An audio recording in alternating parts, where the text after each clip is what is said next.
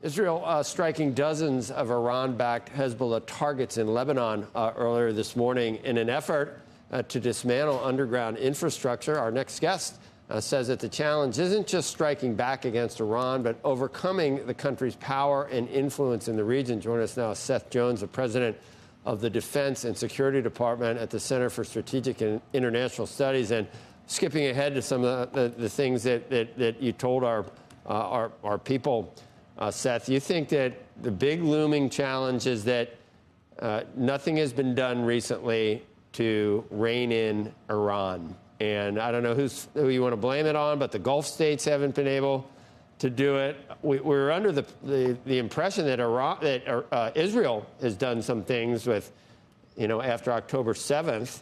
But at this point, the United States is not, Gulf states have not. And that's something that is factoring into everything that's happening right now. That's right. I mean, I think if you look at the last 5 to 10 years, what we've seen is Iranian expansion across the region with the Assad regime's successes on the battlefield in Syria to get rid of the opposition. With the U.S. has announced it is going to continue withdrawing its forces from Iraq.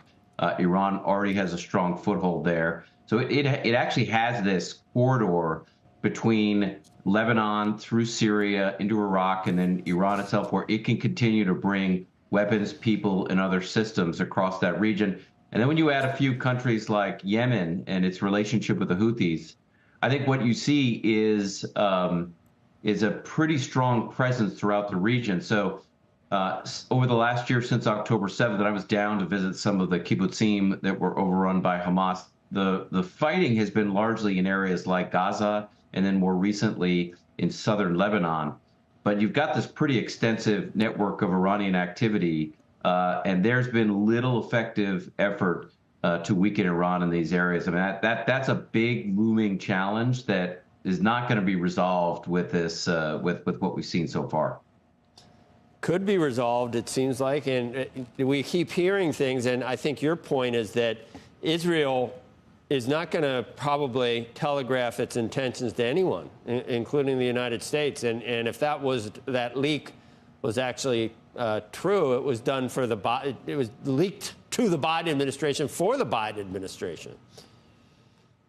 Yeah, the Biden administration has been, I think, pretty adamant that any Israeli response to now 2 Iranian sets of ballistic missiles that have been shot directly at Israel is not to escalate to all-out war in the region and to respond without major escalation. So this is, I think, where the Biden administration officials have talked publicly about not going after Iran's nuclear program, which probably, frankly, would require some boots on the ground, but to strike back against largely military facilities. So I think that's probably where the Israeli leaks were directed at some assurances to the Biden administration that it was not going to go after nuclear targets. But look, there are a lot of target sets on the ground, from Iranian bases to production facilities with Shahed 136s. These are drones. So there's a lot the Israelis could do.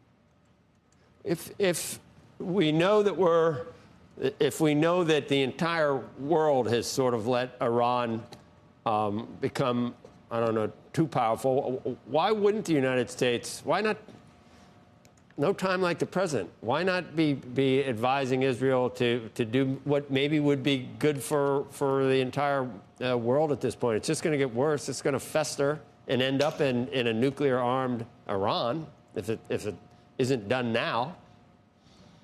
Yeah, well, I think, that the challenge of this cannot be just, in my view, the Israelis. When you talk about Iranian activity and presence in Yemen, then you're bringing in the Gulf states.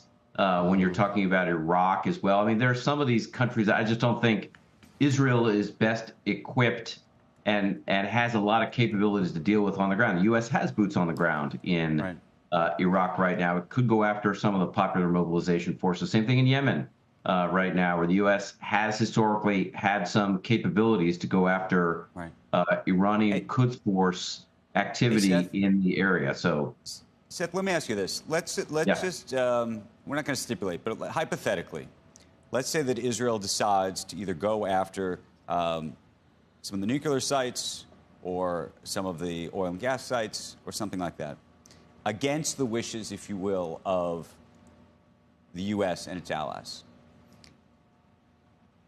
And then there is some kind of massive retaliation from Iran in the form of, we saw 200 some odd missiles come towards Tel Aviv last time. That was stopped in large part because Israel, with its allies, including the U.S., were there to support them.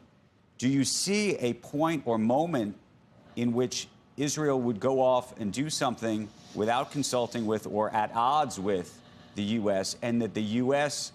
afterwards would say, well, you did this without our permission, if you will, or without our acceptance, and we are not going to be supporting the defense effort? That to me is another sort of war game here. Mm-hmm.